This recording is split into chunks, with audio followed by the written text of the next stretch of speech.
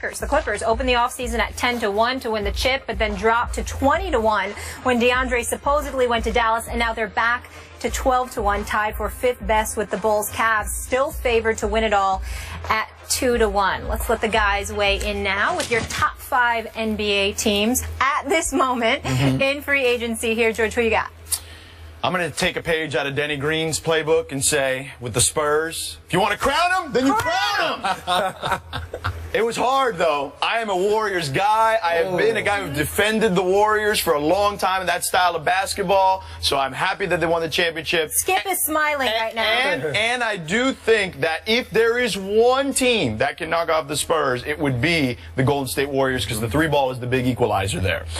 But I'm going with the Spurs right now. They have created the next version of what the Spurs are going to be already, while keeping the old version still there, too. You got Manu coming back. You got Tim coming back. You've got Tony there still. Now you got Kawhi. You've got LaMarcus. Now they got to fill out the role players a little bit, but I trust that organization will find the guys to fit that and do it the right way. But, again, splitting hairs. The Warriors are the champs. I almost have them as 1 and 1A at this point. They seem to be bringing everyone back. I love me some Draymond Green. Draymond Green, one of the most versatile players in the entire league. Steph Curry, he is the greatest shooter of all time. And you think about a guy who's active, and we're saying that, considering we've seen guys like Ray Allen and Reggie Miller play in this league, but what he does off the dribble is unlike anything we've ever seen.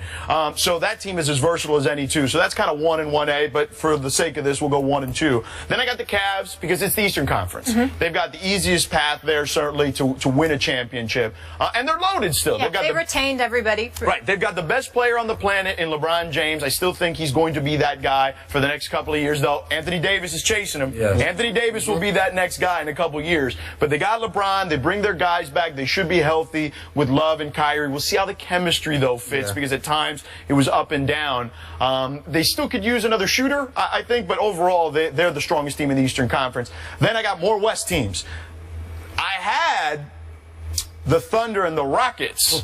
But when DeAndre went back and messed with Mark Cuban's head, I put the Clippers back in there, because I think the Clippers should have beat the Rockets last year, but they were so thin, their roster was basically 6 guys. And I know Austin Rivers had a few good games out there, during the postseason, but they ran out of gas. The wheels kind of came off on that team, and that's why I thought the Rockets ended up winning that series. But I like them to come back and be a force in the Western Conference, be one of the top 3 teams in the Western Conference with DeAndre back. And look, I got to give love to the Thunder. I know it's a big if, but if they're healthy, I think they can win a championship. Any of those teams, I think, can win the championship, obviously. But you got 2 of the best 5 or 6 players in the NBA on one roster. There's not another roster, I think, that can boast that at this point. So you have to give the Thunder a ton of credit. I am putting them at 5 simply because I don't know what Billy Donovan's going to look like as a coach, what they're going to run, how they're going to look on offense and defense. But with that type of talent, you know they're going to be one of the better teams in the league. Definitely. Someone else loves the Thunder. I actually heard the word Kevin Durant groupie from his brother. I've been waiting for this segment. It gives me time to. I've been telling everyone for years, Kevin Durant is the best player in the NBA. And, I think for a guy, he went out there. He says after that, everybody stopped listening. He went out there. They changed the channel? He went out there with LeBron, fully healthy, and won the MVP award.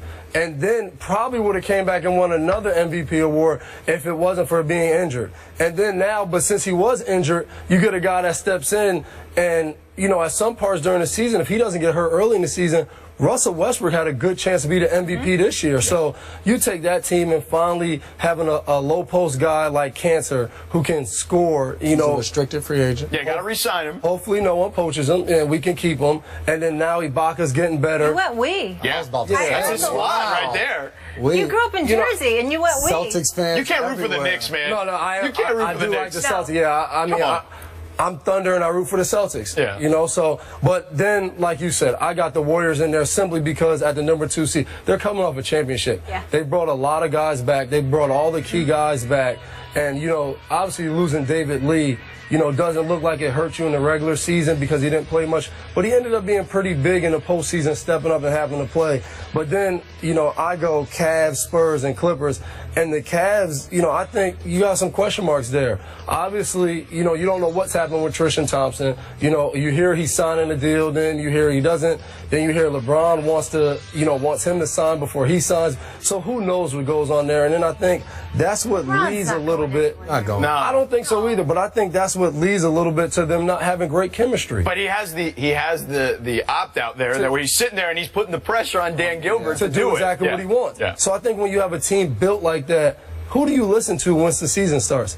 Am I listening to the star player / head coach / GM / owner you know, who am I listening to here? And I think that hurts them, you know. And then I went Spurs because I do think the Spurs, you know, you have a great core group of guys, and then you add, you know, David West and Aldridge. I forgot David West. You know, and David West is a veteran who's going to bring even more leadership. That's another guy you can count on. And I think a big pickup for them might be Ray McCollum coming from the Kings, who's a young guy. Every summer league he's played and he's dominated. And I think, you know, sometimes you get on a team like the Kings where it's a lot of young guys, it's not winning. You're just out there playing. And I think he's beginning a system with San Antonio where he's a great shooter. And the reserves always play well there. Yeah. I think he has a chance to blossom there. And then obviously with DeAndre Jordan going back, you have to put the Clippers in there. You know, obviously the opening round against the Spurs could have went either way with them winning that. But like you said, there's no way they should have really lost the series up 3-1. But you know, fatigue comes into effect. We saw that in the finals with LeBron. You know, you can't go out there and dominate and play all those minutes every night in a long series. So, but like you said, any of these 5 teams can win. Obviously, I think the Thunder have the best chance of winning if staying healthy, but any of those teams can win. Now, you want to add him more on the Kevin Durant relationship? Yeah, obviously he's wrong. You know, one of his teammates is friends with, I think, Durant's friend, and we're literally at the after party at the Super Bowl, and he's in the corner FaceTiming Kevin Durant. It's like that? I mean, it's just screenshots. He has the biggest smile on his face. And it's just two guys that play on great teams, great organizations. Just congratulate and, you know, gave them good luck going into the season. So no big deal.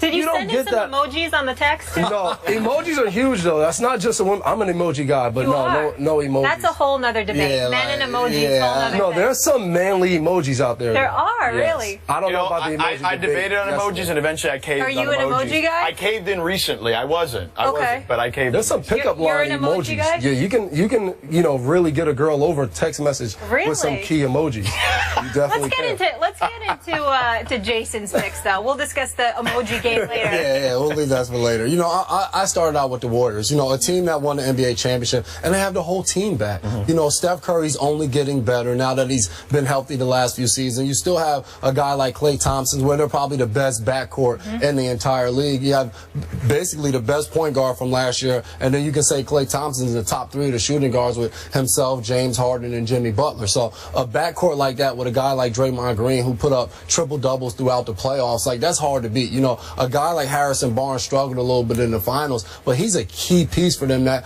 probably when his deal is up, he may go sign a big deal elsewhere, but they still have all of those guys intact and still have a guy like Bogut too playing center, a big guy down low. So to me, there's nothing that happened through the offseason that takes them from the #1 spot. And second, I have the Cavs, basically because they have the best player on the planet. LeBron James, he proved in those finals that he is that good. I mean, you look at that team with Dellavedova, who played really well throughout the finals, but was really almost playing above where he was supposed to play. No Kyrie Irving, no Kevin Love. Oh, no, that's a good point. And J.R. Smith is out there, and one game he goes for 28, the next game he's 1 of 10 or something like that. And LeBron was an assist away from averaging a triple-double in the finals. I actually was in a barbershop, and someone told me, I can't stand LeBron. He gave up in the finals. And I was like, were you watching the same games I was watching? This guy gave everything on the court and just dominated the entire series. 3, I went with the Clippers. You know, bringing DeAndre Jordan back. You know, they were able to beat the Spurs last year in the playoffs. Obviously, the Spurs have made some improvements, but to me, so have the Clippers. You know, getting a guy like Paul Pierce, another closer to go with Chris Paul. They struggled a little bit last year in the playoffs, coming down to those last shots. If CP wasn't able to get the shot up, Blake struggled a little bit where he'd be just tremendous through the first 3 quarters and struggled a little bit in the fourth. You know, that is Paul Pierce, the truth. The fourth quarter is where he comes alive. We were talking about it earlier. This past year in Washington, his minutes were kind of held back throughout the regular season. Then you turn on the playoffs and he's hitting game winner after game winner, whether it was before the buzzer or after. Right. So that's just what he does. And so then after that, I have the Spurs at 4 because of the moves they've made in the offseason with Aldridge, and it's gonna be fun to watch a rotation of Aldridge, Tim Duncan, and David West. So that'll be very exciting. Then don't forget Splinter. No, he's gone. He's gone. They traded him to Atlanta. Yeah, he's gone. Yeah. And 5th, I have the Grizzlies. Bringing Marc Gasol back, who's one of the best centers, in the league. Him, DeMarcus Cousins, all of those guys are up there. I have them at 5th. They were able to go get Matt Barnes, who's going to be another big pickup for them, a guy that can make an open 3-ball and plays excellent on the wing for defense. And you still have Zach Randolph. They're probably the best duo. Maybe now that the Spurs have Aldridge and Duncan, it may change a little bit. And before he gets to it, OKC did not make my top 5. Was OKC in the playoffs? Would OKC have won if Irving and Love were playing? Cleveland. Yes, excuse me. Would Cleveland have won? It's hard to say, but I believe so. You look at that. They were able to win 2 games in that game. And obviously, Steph Curry didn't play at his best. I think Harrison Barnes was like 0 of 8 in a game. So they had some off games, but credit Cleveland's defense for that, too. Dellavedova did an awesome job guarding Steph Curry. And people say, well, he got exposed. Fell off, though. And, I think less than him falling off, Steph Curry just started to make his shots. Dellavedova did all he could to be annoying. And you look at Iguodala, who played excellent defense on LeBron that entire series, and he still averaged over 30 points. I mean, he took a lot of shots, but still, you can play great defense on these on the superstar players, but when they're making shots, there's nothing you can do about it. You watched Kobe Bryant for years take tough fadeaways at the buzzer, Dwayne Wade, all of these guys. Doesn't matter what type of defense you're playing. When they're in the zone, they're in the zone. So I think with the guy, you look at game 1 where Kyrie Irving was still hampered. He scored 22 points. So, if you have him the entire series and you add a guy like Love, they struggled in the beginning of the season, but Cleveland was starting to build chemistry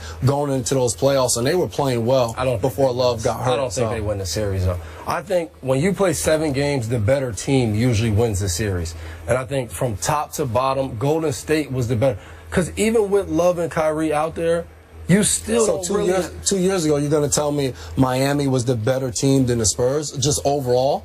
Yes, I think so. They were pretty even, though. Yeah. When Ray Allen hit the shot years ago? Yes, they were pretty even, I thought. And I thought that's what this Cleveland team missed, a guy like Ray Allen. You didn't have the guy that can knock down. Even with Kyrie out there, only time you had a really good 3-point shooter is if Kyrie was out there and LeBron had the ball. But, J.R. Smith and Shumpert, they struggled, and they took open shots. It's not like it would have been different, so I don't know. I'm with you. I think what ends up happening is defensively they were actually much better because Kyrie and Love are not necessarily great defensive players. They were much better, and the Warriors struggled a bit with a defensive team like that with Memphis early, and they came back in a very similar fashion. I think if Love and Kyrie are in there, you're almost playing into the Warriors' hands because they're going to want to play at a faster tempo, and that's exactly what the Warriors want to do. That's a good point. All right, so those are our top 5 NBA teams. How about top 5 receivers? Giving you guys nightmares there. Dez, Megatron, Antonio, ODB, Jordy. Who is the best receiver in the NFL? Our NFL experts will give you their top 5 when we come back.